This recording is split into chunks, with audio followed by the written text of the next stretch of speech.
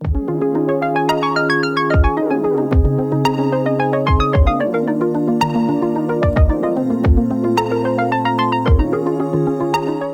esta tarde os voy a hablar durante 15 minutitos, más 5 más de charla, eh, sobre lo importante que es saber tener cultura científica de cálculo, de probabilidad y estadística en el día a día, puesto que de otro modo nos lo pueden colar bastante o podemos tener malas o podemos hacer malas decisiones, porque están basadas en cálculos de probabilidad erróneos o que no son del todo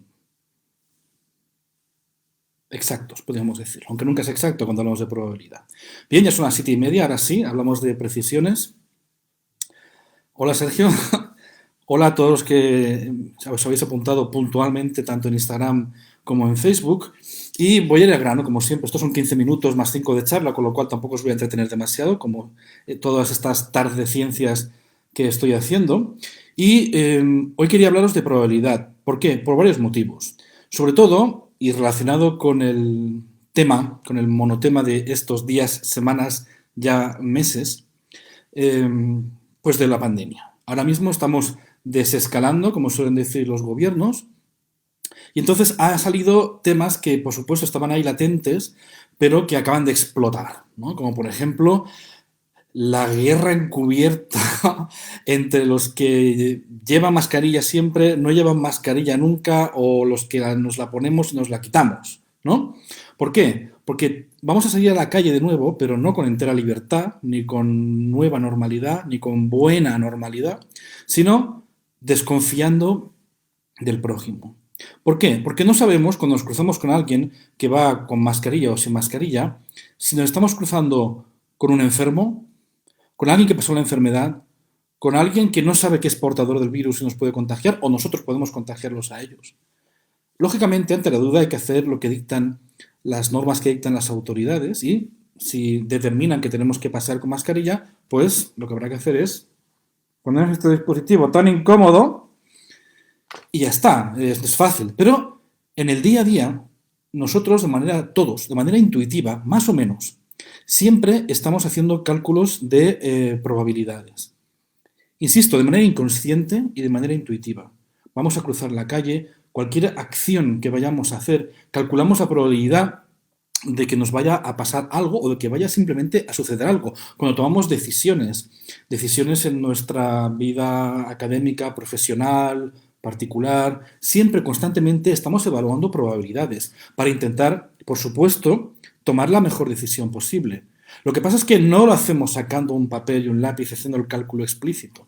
Y es precisamente porque se me había ocurrido esta tarde hablaros, esta vez sí, de paradojas o cosas que pueden resultar antiintuitivas, contrarias a la intuición, relacionadas con este cálculo intuitivo e inconsciente de probabilidades que todos hacemos constantemente en nuestra vida diaria, ¿no?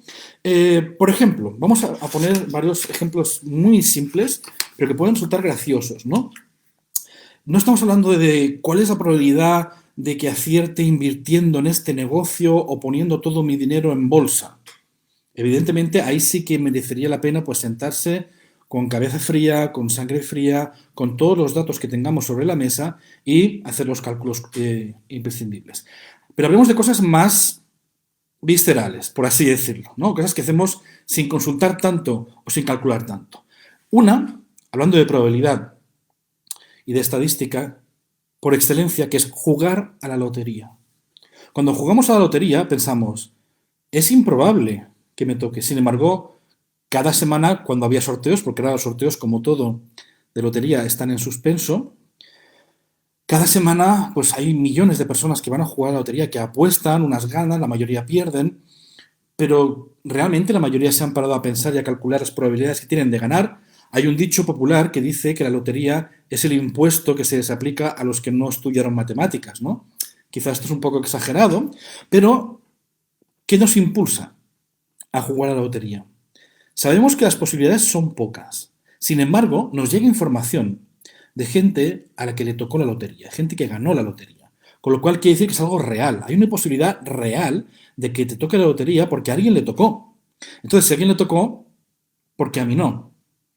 Esto es el conocimiento intuitivo que podemos llegar a tener. Si hacemos un cálculo estricto de probabilidades, dependiendo de cuál sea el juego de la lotería, yo he hecho, por ejemplo, el cálculo para la más clásica, menos aquí en España, que es la lotería primitiva, que consiste en acertar una combinación de 6 números entre un grupo, un conjunto de 49 números sin repetición. Es decir, no puede ser como Peter Griffin de Padre de Familia e intentar rellenar una lotería primitiva con el 3, el 3, el 3 6 veces. No, no puedes repetir. Tiene que ser, por ejemplo, el 1, el 2. Y a partir de ahí, mucha gente se pregunta, ¿cuál es la combinación que más me podrá tocar? Si haces el cálculo estricto, sabiendo que cualquiera de los números es igualmente probable que quede premiado o no, lo cual no es estrictamente cierto, luego hablaré también de ello, resulta que hay una posibilidad de ganar el premio gordo, por así decirlo, es decir, acertar los 6 números de la combinación de una entre 13 millones y medio. Y esto sería un cálculo de una probabilidad a priori. Es decir, aunque fuéramos el único jugador de la única vez que se va a celebrar la lotería primitiva en toda la historia de la humanidad, da igual, tendríamos también una posibilidad entre 13 millones y medio, porque esto es simplemente un cálculo preciso a partir de cálculos de combinaciones de 6 elementos sin repetición entre un conjunto de 49. Es una fórmula relativamente sencilla, matemática, que me da este resultado. Sin embargo, a este resultado podríamos llegar sin tener que conocer esta fórmula de combinaciones sin repetición, viendo cuánta gente juega al cabo de la semana y a cuánta gente le toca.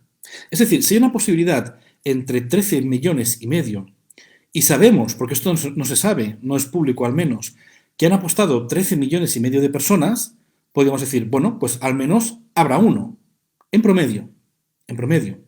Con lo cual, tendría que ser lo mismo la observación a posteriori de cuánta gente le ha tocado y el cálculo a priori de cuáles son las posibilidades reales de este juego en concreto, tienen que coincidir.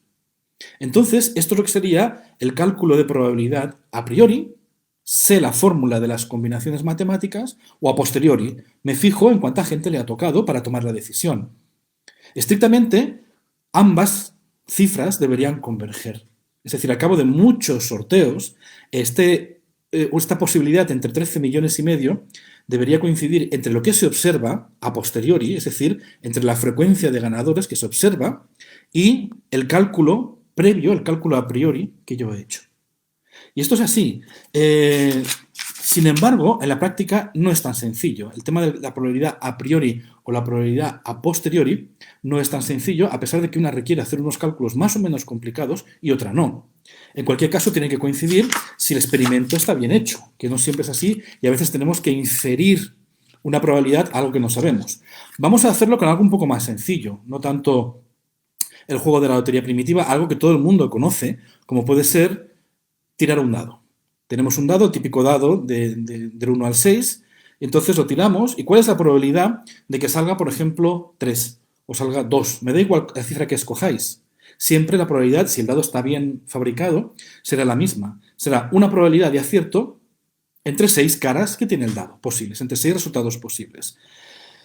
¿Qué pasa? Este 1 partido entre 16 se va incrementando cuantas más veces tiramos el dado, ¿no? Sin embargo, puede parecer poco intuitivo, que es cuántas veces necesito tirar el dado, el mínimo de veces, para que salga por fin mi 3, o mi 4, o mi 6.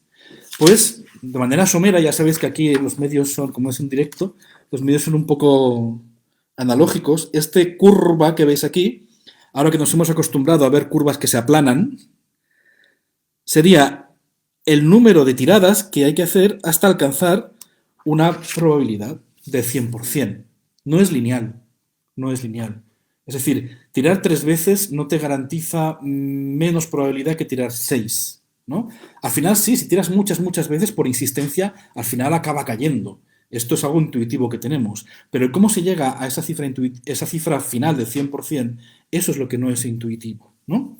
Otro ejemplo, hablando de esto, aparte de los dados. Imaginaros que, qué sé yo, van a sortear en vuestra localidad, van a sortear una vivienda de protección oficial. Y para hacer números simples, hay 19 viviendas de protección oficial que se van a sortear entre 20 personas. Claro, visto así, si os pregunto, ¿merece la pena que os apuntéis al sorteo de la vivienda? Claro, porque ¿cuántas probabilidades tengo? Tengo 19 dividido entre 20. Eso es más del 90%, con lo cual merece la pena apostar. Sin embargo, cuidado porque este sorteo no es cualquier sorteo, no es como la primitiva que sale todo de golpe, sino que van sacando de un bombo, van sacando un numerito, ¿no? Al número 15 le ha tocado un piso y el número 15 se retira. Con lo cual el número 15 ya no compite contigo. Esto quiere decir que al principio tienes una posibilidad entre 20. Pero esa posibilidad va creciendo hasta que, por ejemplo, si tuvieras mala suerte, te quedarás en el último sorteo de la última bolita. Es decir, podría ser que tuviera tanta mala suerte que se quede sin la vivienda, el único que se queda sin la vivienda, y al final estás compitiendo con otra persona, dos concursantes, una última bolita. Con lo cual, tu probabilidad es 50%. Hemos pasado del 5% al principio a 50% al final, pero antes de ir al sorteo sabías que era del 90%. No es tan sencillo, no es tan intuitivo, ¿no? Y bueno, yendo ya un poco más al tema este del cálculo de probabilidades de lo diario, hemos puesto el caso de la lotería, el caso de cuántas veces hay que tirar un dado, cuántas veces hay que insistir hasta que te salga. Con un inciso, si lo tiras muchas veces, lo más probable es que te toque más de una vez. Con lo cual, si tu pregunta es, ¿me va a tocar una vez el 3? La probabilidad de que te toque una vez solamente ese 3 va disminuyendo, porque lo que cada vez ocurrirá con más probabilidad es que salga el 3, pero no una vez, sino 2, 3, 4 y 5 veces. Son números que, como podéis comprobar, bailan bastante. Pero ahora vamos al núcleo de la cuestión. Y el núcleo de la cuestión es, tanto si hablamos de probabilidades a priori como a posteriori, y ahora mismo, quizá por falta de tiempo, no os voy a hablar de un tema muy interesante, que es el tema de la estadística frecuentista versus la estadística bayesiana. Quizá merece la pena que le dediquemos otro episodio, porque es muy interesante. Pero vamos a ir al grano. Vamos a ir al grano y vamos a hablar del coronavirus, vamos a hablar de los test, vamos a hablar de la seroprevalencia y vamos a hablar de la teoría de probabilidades, de cuál es la probabilidad de que me toque cruzarme con un infectado sin mascarilla, que esto ya lo hago simplemente para atraer la atención. Pero entramos en el maravilloso mundo de las falacias asociadas a los malos cálculos de probabilidad, porque los hacemos de forma intuitiva y no los hacemos de forma rigurosa. Con lo cual podemos caer en falacias y eso quiere decir, entre otras cosas, que podemos creernos las 100.000 paparruchas y magufadas que estos días están preñando las redes sociales, porque vemos cosas que aparentemente son impactantes, pero que si las analizamos podemos decir, esto es que es posible, no sé si es plausible, pero no es probable, con lo cual me la está intentando colar. Imaginemos que tenemos estos datos bastante reales. Tenemos una maquinita de hacer test de si tenemos el coronavirus o no. Como ya sabéis de estos días en las noticias, estas maquinitas suelen fallar. Mucho, poco, eso ya no voy a entrar en temas políticos, por supuesto, pero todas tienen un grado de fiabilidad inferior al 100%. Entonces, ¿qué sucede? Cuando yo paro a alguien de manera aleatoria por la calle, le digo, oiga, usted ha sido seleccionado para que le practiquemos un test de seroprevalencia. Entonces pueden pasar varias cosas. Pueden pasar que tenga el virus. Si tiene el virus, puede pasar que el test dé positivo, con lo cual hemos detectado un caso positivo real, pero puede ser que tenga el virus y el test falle, con lo cual tenemos lo que se llama un falso negativo. Pero también puede pasar al revés. Podemos tener a alguien que no tenga el virus, que se le haga el test y entonces salga positivo. Perdón, antes he dicho un falso positivo. Lo de la persona que tiene el test y da no es un falso negativo. El falso positivo es alguien que no tiene el virus y sin embargo el test ha resultado positivo. O el caso, lógicamente, que nos queda son 4 combinaciones posibles, que tendríamos a alguien que no tiene el virus, se le hace el test y da negativo. Algo que yo he representado, no sé si se verá bien o no, en este gráfico, que son como una especie de bifurcaciones. Entonces, a cada brazo, a cada rama de la bifurcación, se corresponde una probabilidad a priori. ¿Por qué? Porque sabemos, por los estudios de seroprevalencia que acaban de publicar, al menos en España, que solamente el 5% de los españoles tenemos el virus. Con lo cual, probabilidad de tener el virus, sí o no. 5% sí, 95% no. Y a partir de ahí vamos ramificando. La siguiente ramificación es el test da positivo o el test da negativo. 80% acierta, 20% falla. Entonces, si se hiciera la pregunta intuitiva de paramos a alguien de manera random por la calle y hacemos el test y da positivo, ¿cuál es la probabilidad de que hayamos encontrado de verdad a un infectado? Muchos, de forma intuitiva, responderían, pues un 80%. Pues bien, no, es bastante menos. Yo aquí he hecho los cálculos para datos un poco más fiables en este último papel que voy a presentar, que es un test que es 95% fiable con un 5% de prevalencia del virus que conocemos de un estudio anterior. Si paramos a alguien hoy, esta tarde, cuando salgáis a las 8 a pasear como benditos, le paramos, le hacemos el test y da positivo, si hacemos el cálculo, esto no, os voy a ahorrar la fórmula, que es la fórmula del teorema de Bayes de probabilidad condicional, pero si hacemos el cálculo, tendríamos que la probabilidad de haber hallado a un infectado de verdad es esta, del 52,6%. Es decir, aun teniendo un test bastante fiable del 95%, dada la poca prevalencia que tenemos del virus, si paramos a alguien y da positivo, la probabilidad de que estamos realmente delante de un infectado es del 50%. Y esto es importante porque cuando todo esto del virus ya pase del todo, que no sabemos cuándo pasará, y vayamos un día al médico y os hayan dicho, oiga, le vamos a hacer una prueba para detectar si tiene usted una enfermedad súper grave e incurable. Y el médico te dice, mire, me ha dado positivo. Solamente tendríamos que preocuparnos si el test es 100% fiable. Es decir, dar positivo en el test implica automáticamente estar enfermo de esa enfermedad, que es una enfermedad muy rara, pero totalmente incurable, de las cuales, por desgracia, existen. No tenemos que preocuparnos nada, porque si es una enfermedad rara de verdad, la probabilidad de que nos hayan hecho un test y haya salido positivo de estar enfermos probablemente sea del 1 o del 2%. Con lo cual, a la hora de tomar determinaciones sobre si me voy a embarcar en una quimioterapia o si me voy a embarcar en una cirugía arriesgada, tenemos que tener en cuenta estos cálculos que en el fondo son sencillos de hacer, pero que pueden marcar la diferencia entre decisiones acertadas o decisiones desgraciadas. Por eso, y acabo, la ciencia es tan precavida. Por eso la ciencia siempre, cuando salen a la palestra todos los expertos del del coronavirus, de los diferentes gobiernos, siempre son muy cautos. Necesitamos hacer más pruebas, necesitamos hacer más experimentos, que es justo lo contrario de lo que dicen los charlatanes, los paparruchos y los magufos, que siempre están seguros de lo que dicen sin apenas pruebas.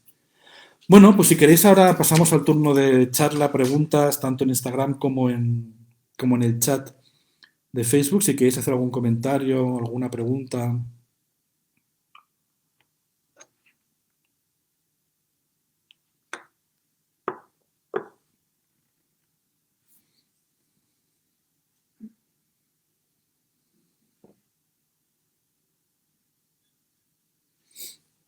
A ver, tenemos una pregunta aquí. En el caso de la enfermedad que tengo, es 100% cierto lo que dices. En general se detecta por una prueba en sangre, pero hay gente como yo que da negativo a la prueba y tiene la enfermedad. Claro, entonces en tu caso sería un falso negativo. En cualquier caso que tienen que hacer más pruebas, que es lo que nos molesta de ir al médico, que nos estén haciendo muchas pruebas todo el rato, ¿no? Pero es necesario para poder minimizar la incertidumbre, ¿no? Bueno, lo he contemplado, ahí sea, he contemplado el falso negativo y también he contemplado el falso positivo, he contemplado los dos. Probabilidad de contagiarse a día de hoy. Tony, ¿quieres un número, verdad? Antes de salir a la calle. La probabilidad de contagiarse es poca.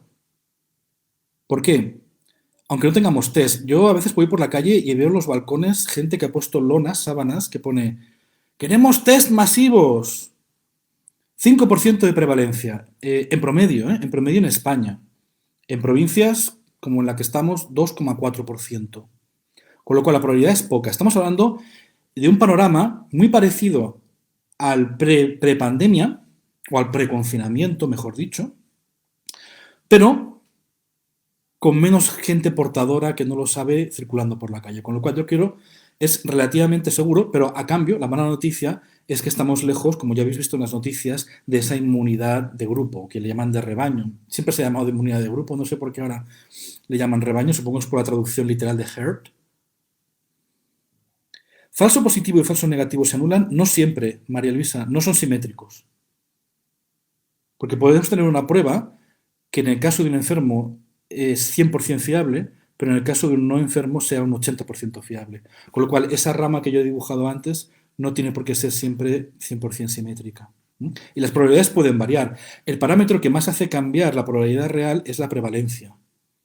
Con lo cual, aunque tengamos un test un poco más fiable, lo que dispara los números es que haya mayor prevalencia de esa enfermedad.